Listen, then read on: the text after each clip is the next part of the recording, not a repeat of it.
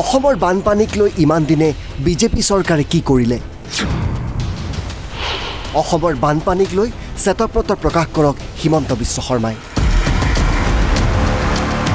এই প্ৰশ্ন আৰু দাবী প্ৰদেশ কংগ্ৰেছৰ সভাপতি ভূপেন বৰাৰ। মুখ্যমন্ত্ৰী ডাঙৰীয়াক মই বাৰে বাৰে ক'ম যে আপুনি এখন শ্বেতপত্ৰ প্ৰকাশ কৰি আমাক জানিবলৈ দিয়ক, অসমৰ ৰাইজক আপুনি জনাব লাগিব যে প্ৰকৃতাৰ্থত যোৱা সময়ছোৱাত বিজেপিৰ কেন্দ্ৰীয় চৰকাৰ আৰু অসমৰ বিজেপি চৰকাৰে বানপানীৰ সময়ত ক'ত কি কৰিছে, কিমান খৰচ কৰিছে। শ্বেতপত্ৰখনত এইটো লিখি দিয়ক, পুখুৰী খান্দি কেনেকৈ বানপানী ৰোধ কৰিব পৰা যাব।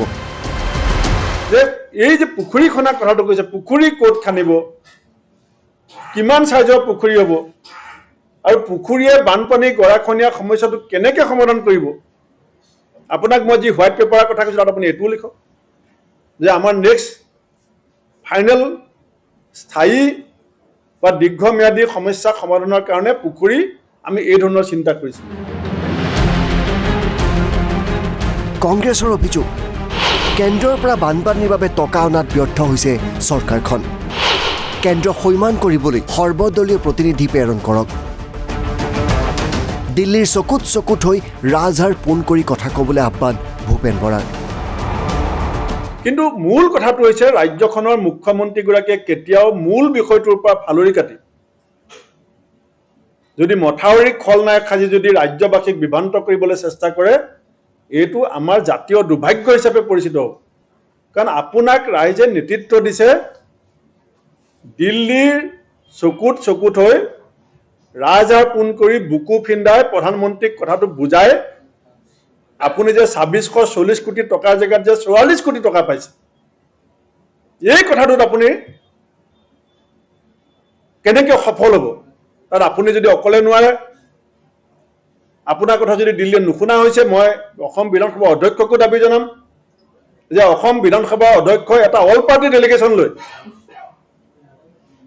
অসম বিধানসভাৰ অধ্যক্ষ অল পাৰ্টি ডেলিগেশ্যন লগত লৈ পেলাই ২০২০-২১ আৰু ২২-২৩ বানপানী গৰাখহনীয়াৰ অসম চৰকাৰৰ প্ৰস্তাৱিত ধনৰাশি মোকলাই দিবৰ কাৰণে কেন্দ্ৰক গৈ পেলাই এছেম্বলি এটা টিমেও হেঁচা দিব লাগে, under leadership of assembly speaker.